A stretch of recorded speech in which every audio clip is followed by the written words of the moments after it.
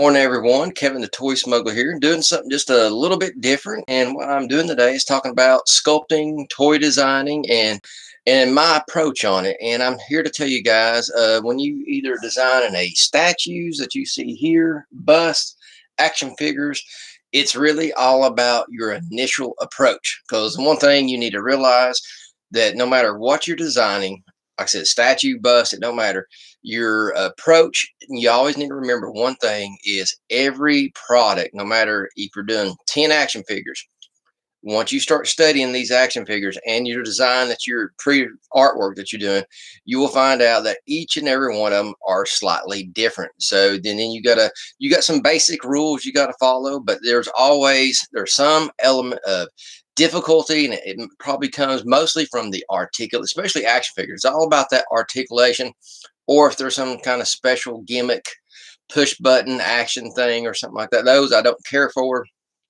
but it is a reality, and mostly it's usually on your action figure. It's all about the articulation, and then sometimes the size element has a lot to do with it as well. So, and I want to talk about that today. And step number two here, if you are looking at becoming a toy designer or design statues and busts, I recommend highly this product right here, which is called Pop Sculpture. You can find this for around anywhere between $30 to $35. Just go to Books a Million. You can probably find it on Amazon, eBay, but I'm telling you guys, this right here is gold. Because I've been sculpting now for 10 years, and I think I went probably 5, 6 years without this book. And I'm here to tell you, because I was the only one in my area that was trying to even attempt to sculpt like this. A lot of people were sculpting, but it's very abstract. They were using pipe, the fuzzy pipe cleaners. And I don't call that sculpture. They was making these little very abstract figurines, and they was calling it sculpting, and it is so nowhere near sculpting. So, but then when I finally was playing around on YouTube, like I said, I think there's a weird window there, roughly from 2008, 2009, I think, up to roughly 2015, somewhere around there. Let's just say a 5 year window there, where there was nothing on YouTube, or I can't even remember the year YouTube started, but as far as the internet goes, it was like you couldn't even research stuff like this if you could. And then all of a sudden, bam. And I think it might have had something to do with the economy dropping in 2008. And that kind of like everybody kind of got stuck at the house. And I think a good byproduct that came off that was all these artists. You couldn't go out. No one had money to socialize on. I know I was 2008 and 2009. I was flat broke. I mean, paycheck to paycheck, barely getting by, wondering how much food I can buy, gas. Everything was on a tight, strict budget. And if you veered off that, and I said that was another period of my time, toy collecting just was dead. I was just not doing it. I just even refused to go in the stores to even look, because I was just teasing myself. But the byproduct of all that came all these artists stuck in the house with only one thing to do: create. And I think that's what really spurred and kicked off the YouTube videos and artists come together and putting things. And I can't even remember when this book was even published here. I'm sure there's a date on it somewhere. It's not an old book by no means. It is definitely not an old book. See if there's a copyright date in here, if my eyeballs could read it. First printing 2010. So here you go. 2 years after that huge fall, this gets created. And if I'm not mistaken, they spent a little over a year creating this book. But I'm here to tell you guys, this is your holy grail Bible on trying to make it. I was going to try to just show you some. They cover, and this is traditional sculpting. They don't talk a whole lot about the digital stuff, which am going to talk about it. We talk about what tools you need, and a lot of these things, they teach you how to make your own tools. Now, I'm telling you, folks, when I first got into sculpting, my whole first set of, because I didn't know if I was going to stick with it or if I was even going to like it. So I actually took popsicle sticks and electrical tape, and I just started finding weird objects, weird shapes and textures, and then started electrical taping to popsicle sticks. And I actually used those. I did, gosh, well over, it's almost 5 years before I actually bought a dentist tool for an actual sculpting tool. So, and I actually still got those. I got them all put up, safe and secure and stuff. And like they do touch a little bit on, but 2 pages on digital sculpting. And I'm not against digital sculpting by no means. But here's some of the problems that we are running into today. And you Star Wars fans who talk about the Black Series, you're going to get this. And I'm going to try to answer some of your complaints on why you're having all these issues. So, number one, versus traditional sculpting. When you got right here, I'm going to pull this a little bit closer here. This is a statue I did from my good buddy, Santiago Cirillo. He wrote a movie called Zombie Headhunter. And this is the official movie statue. And he's used this for advertisement. He's used it for picture in his book and stuff like that. He commissioned me to, and he said, and this is what I loved about Santiago. Like I said, he allowed me to do my thing. And one of the biggest things he did, we took a picture of him standing in this pose. And I probably walked all the way around him, taking about 10 to 12 pics. Then I took another 6 or 7 pictures walking around his head close up. And then I wrote down his measurements. And like I said, I did all of my math. When you're doing something like this, you got to do your math. And knowing how tall someone is and there's a circumference of their head and stuff like that in life size, all you got to do is divide it by 6 and you can scale it down to a 12-inch statue. Yes. Take your measurements of a live person. If you want to do a 12-inch scale, take those inches and divide it up by 6. Then you get your 12-inch scale. So see if I can get in closer. You can see they're really cool. And the problem with digital sculpting and what you run into here, especially on more action figures than you do these kind of statues right here. But I forgot to tell you, what I was trying to get at, Santiago got in his pose. He said, Kevin, it's about a zombie headhunter. I want him rough military gear.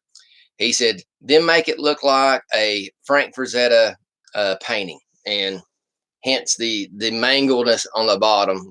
We got rats, zombie parts laying everywhere that he's standing on. I think, I got a cool snake back here. I'm going to try to see if you guys can get a good shot. Yeah, there's the cool snake. So, and he just stepped back and just let me have fun. And this is actually the first casting out of our silicone mold. And he was even gracious enough to even sign it for me there. And he has the original one. I gave it a full color paint job. So Black Series guys, and reason you guys are find yourself disappointed a lot is when it comes to digital sculpting, you have your good points about it and you got your bad points. And this is a figure from the Solo movie. I bought this because I thought it looked really cool. It had that ragtag look, but it also, for me, kind of harkened back to the General Veers kind of looking character and stuff. But when I got this figure, and I got it for a great price, boom, right off the bat, I don't know if you can see it, big, huge ankle joint problem. And I've been seeing this like on other YouTube channels, like the Foosh and other channels they've been covering. See how this, excuse me, folks, I choked up there. You know me, I got to have my coffee every morning. The problem is when you run into the guys, all this crazy hyper articulation, and most of these guys are well over 20 points of articulation. And I don't understand how, as long as Hasbro's been doing this Black Series, how they can design something and then it go to prototype and they put it together and they have an issue like this, it not get fixed. And after really thinking about it and studying what I know about toy designing and prepping a prototype to get ready to be molded and stuff like that, is if you don't have a guy kind of like me who understands traditional sculpting, who can take certain parts and you're assembling together, and what you're checking for, Is all your detail come out right? Is everything lining up good? And like I said, lining up good. Obviously, this part on this figure did not line up good. And I think where Hasbro and many other companies, I'm not just bashing Hasbro, but I'm speaking because if I don't talk about Star Wars, then I won't be able to advertise this on a Star Wars platform. And I'm going to mention something about that later. I might even do a whole video on it. It's really annoying sometimes that the Toy Smuggler and many other us guys, if we talk about toys, you guys understand we got to turn around and advertise it and post on different Facebooks and stuff like that. And God forbid if you are talking about Star Wars and you accidentally drop this on just your basic vintage toys Facebook, or God forbid even worse, if you drop it on a He-Man. Oh, them He-Man people come at you with a damn axe. So everybody just needs to chill out. I mean, come on. It's all toys. Let's just have fun. So anyway, so I don't think they I don't think they use the process of a traditional sculptor like me to take your digital print, your prototype, and go over and check things and make sure the go, I guess, to get the final say so. Hey, yes, this product works. Point out any problems. Hey, take this back to the drawing board, redesign this on the computer, make me 3D print me a new part, and let's try that. I don't think I think they rely on that. Oh, well, we created this 24 points articulation model in the computer. And I think they did it for the male and a female. And because if you look at the Jaina Solo figure and I think two other females, they take that basic body design and then they go in there and they just start changing the details and the eye candy of it and stuff. And they're hoping, oh, well, this works. It should work on every figure and stuff. Obviously, it does not work on every figure. And like on the new Mandalorian figure, where the his gun does not work back here. That was this. They did it. It didn't work, and they just didn't stop and take the time. They was probably rushing this figure out for whatever reason. They just was really slow on getting prepared for the Mandalorian. I know it's just the time that thing came out on Disney Plus and the time the way the figures came out, it was they did not have clearly did not have these figures ready before the TV aired for sure. And like even on this design, his cape here is supposed to snap on these little buckles right here, and they just don't even remotely do it. I mean, no more than you touch them on there, it fits over. I mean, as soon as you let go, it pops back off. Just not a good design choice. And but like I said, they make these things and they think it's like I said, I think it's after, and like I said, and don't get me wrong, it all looks nice. And I'm not against digital printing, but I think you should be just as rigorous on after you print your parts, have someone like me, a traditional sculptor, who gets in there with his hands and test everything. And if there is any issue, if something's not lining up or working right, it goes back to the drawing board and gets fixed, new parts printed, and let the guy test it again. Now, I think if you could do that, then these figures would turn out a lot better. And like I said, another thing, guys, I think a lot of times too, you Black Series fans, and like I said, I'm not knocking you fans on wanting a good quality product. That's not what I'm doing here. But I think you guys expect a little too much out of a 6-inch figure. I honestly think that the level of detail that you guys expect, the level of articulation that you guys expect is too much stress on this size medium of a figure. The quality and high detail you guys are really wanting, it leans more to your 12-inch scale type figure who can handle all this articulation, who can handle that fine. And like I said, I think they're doing great with the 3D printing on the faces. I think that so far they're on the right track on that. And I think every time you see a 3D printed, only thing I'm annoyed by, like the Luke Skywalker investment, he just came out, not even a half a year ago, the second run, and I picked one up. I think it looked great, and here they are already, not even 6 months later, a new digital printed face. It's like, right now there are going to be 3 versions of the same figure out again, and it's just, okay, guys, you were doing digital face printing when you produce that second one? Why didn't you do it then? So it's like they don't take time to think it all the way throughout. And I just think they get in a too big of a hurry and they don't think right. And I think the biggest problem with Hasbro and Star Wars is they got all these different crazy products and they spreading themselves thin on the design process. And that's why all these little mistakes are popping up. If they would just concentrate 3 3/4 inch action figures and the Black Series and forget everything else, this and the other 3 3/4, the quality of the products would shoot up and we would get a whole lot bigger line of figures. So that's just my opinion, but that's comes from 2 years of buying Star Wars figures. And like I said, and the trend nowadays is slap this stuff on anything and everything. And I think it's just spread too thin. So, and also too, in the Pop Sculpture magazine, see, Tim Hayes, good morning, brother. I hope you're enjoying this episode, man. Like I said, I'm just talking about the sculpting and pre-design phases where you're doing the statues and stuff like that. So I hope you get to enjoy this morning. And like I said, guys, they really go through here and they show you all different aspects of it. They show final products. And the one thing I really love about this book, it takes you through step by step. I mean, every little process that you can think of, how to even set up your studio, how to set up your table, all this cool stuff. And this is actually, this book right here introduced me to a whole new phase of sculpting, which is sculpting with wax. And that's something I never did. I started out using super sculpting.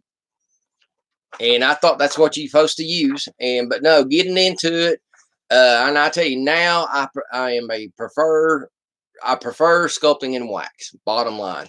Now I may start a piece out that way in a sculpting, but to go into your final rendering and that teach you how to make your own wax recipe.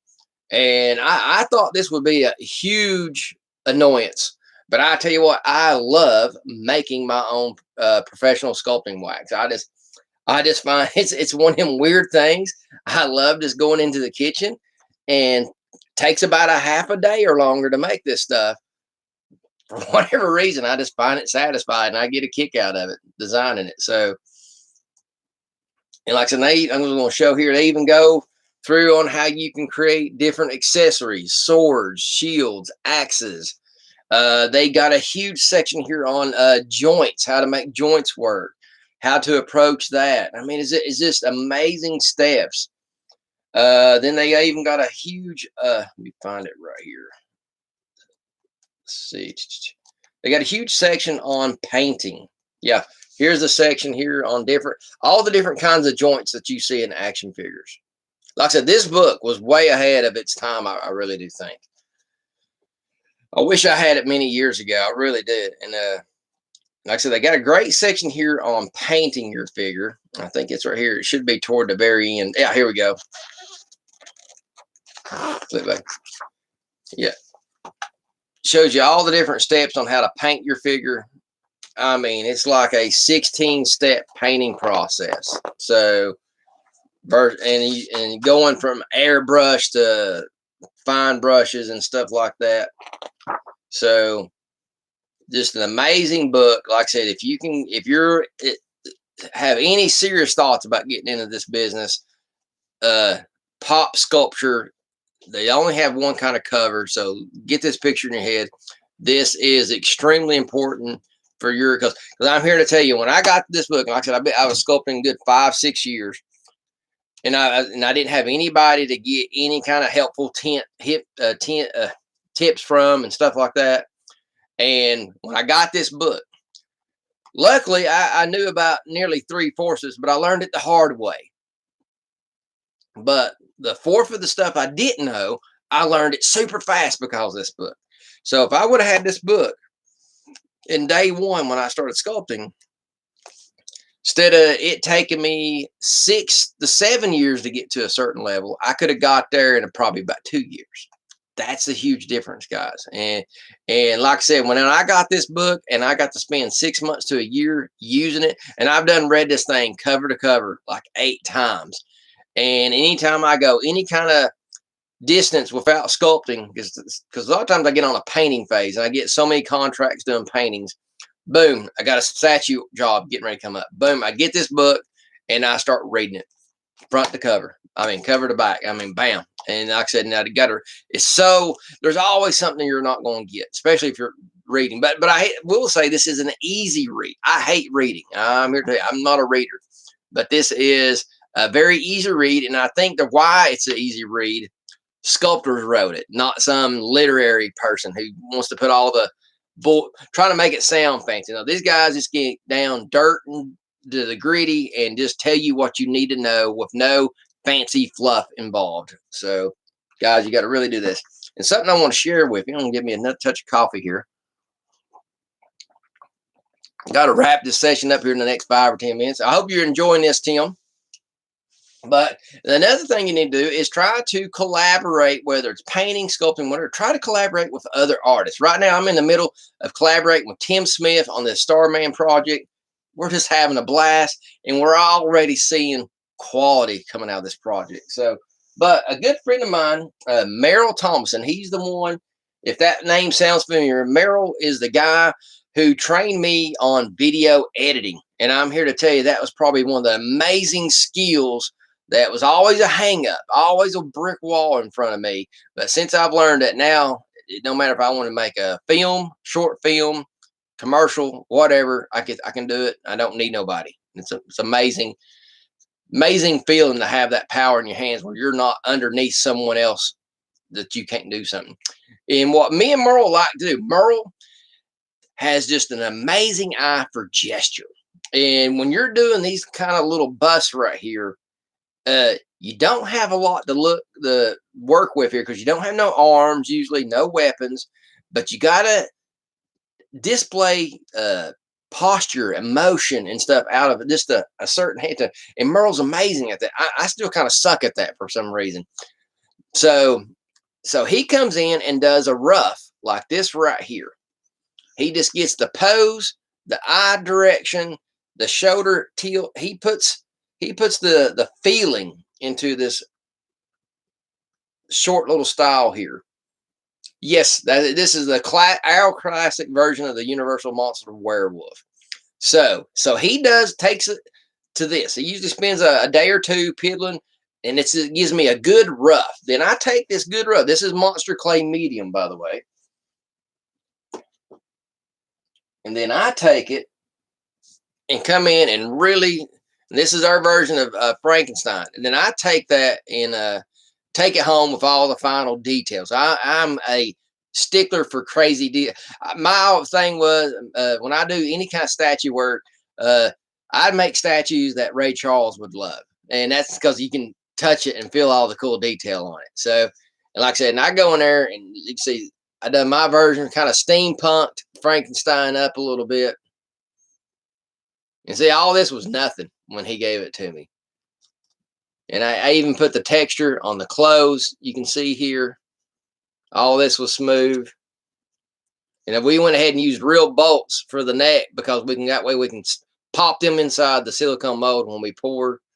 But like I said, all this, like that, see that scar on his face, none of that was on there. He just gave me this rough face and head tilt. He didn't even have hair on it. But the gesture, it's got a somber, sad feel, and we always kind of felt that's how Frankenstein probably was, this sad and stuff like that. So, and that's what we did, and we sell these things quite a bit, and they're solid as a rock, buddy. You're talking about gosh, nearly 20 some ounces of solid resin, so you get your money's worth when you buy our stuff. So, but like I said. And me and him, we just always loved working together, where it's painting, making big, huge monsters. We made the mummies on my movies and stuff like that. But collaborate, and you can learn so much off of another artist. I mean, it's and I have several artists that I work with all the time, consistently, because I do so many different mediums. I have to do that. So if I want to stay proficient at all these different things, because like I said, I airbrush. I do the sculpting of the statues and action figures. I'm also a professional oil painter, I can do the Bob Ross style. I try to do the Frazetta kind of style oil paintings, but I also turn right around and do acrylic book covers, independent movie posters. I airbrush. So usually most people have common sense and only pick one of these things. To me, I do all of them every year. So I got about 5 different mediums that I'm constantly doing work and getting commissions off of throughout the year. So it's total chaos. But for me, they make a symbiotic circle for each other. Because I'm ADHD, so I don't like just doing just one thing. So when I go super nuts, luckily I got 4 other things I can go hop on, and it keeps me steadily creating and never getting bored or burned out. So just before I get burned out on one, I go jump. Usually I don't have. Right now I'm so busy, I don't have time to get burned out. I'm usually back and forth hopping on so many different things. It's kind of crazy feeling, but at the same time, I no risk of burnout because I'm constantly fresh different mediums to work with. And just kind of going back what I was saying versus the digital sculpting and the traditional sculpting, a lot of people think that a traditional sculpting toy cannot entertain a young child. And I'm here to say I got proof that it does not. That's not true, because my young little girl, like I said, she is fascinated with the original, the real Ghostbusters line from Kenner back in the 80s. And here's, I think, a Wave 2 version of whatever, Peter Venkman. And I'm telling you what, this style, hey, it's so great for children. Hey, they're tough as nails. They were made with such amazing tough quality. They used great colors, excuse me, great colors on these toys and everything. And like I said, and she's got a cartoon that she can watch on YouTube to relate to. So I'm here to tell you guys, if you would like to get a great toy for your kids, get them watching that cartoon, and then you can find these guys for just a cheap price.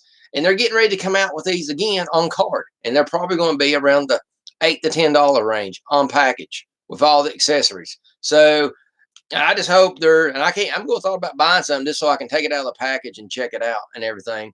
But I'm here to tell you guys, these toys, she gets in here and the original He-Man toys and just plays and plays and plays.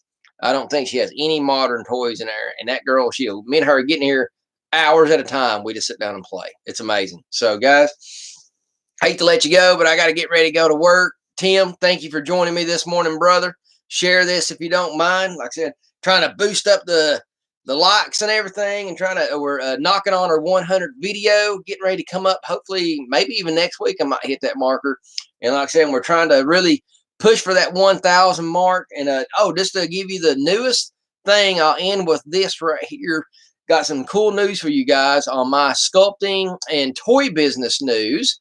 I am now going to be doing some sculpting, and I am now officially a marketing broker for Classic TV Toys, the figure toy company. And that's the group that does kind of like the Mego style figures that I showed you with my Starman and stuff. I'm actually I'm a marketing broker for them. I'm actually going to be out hunting like independent movie companies and stuff like that to see if they would like to have their heroes and villains as action figures. So that's something I'm totally excited. Amazing company that Anthony has down there in Florida. I am just I was a fan of it, and now I'm doing some work with them. Like I said, I'm just totally excited about it. You're going to be seeing probably here in the very near future me doing reviews on their products and stuff. So just stay tuned to that, because it's going to be it's going to be shocking what revelation and new projects that's going to open the door with. Because I got a lot of crazy thinking on some people that I'm already trying to approach right now. And then, guys, this could be huge. This really could be huge. And they're a small company, and I deal with the owner, not some crazy flunky business guys or board members. No, it's just me and the owner. And man, I love that. So direct from the horse's mouth, you can get so much more accomplished. So guys, I want to thank you this morning. I'm Kevin the Toy Smuggler. You guys have a great day.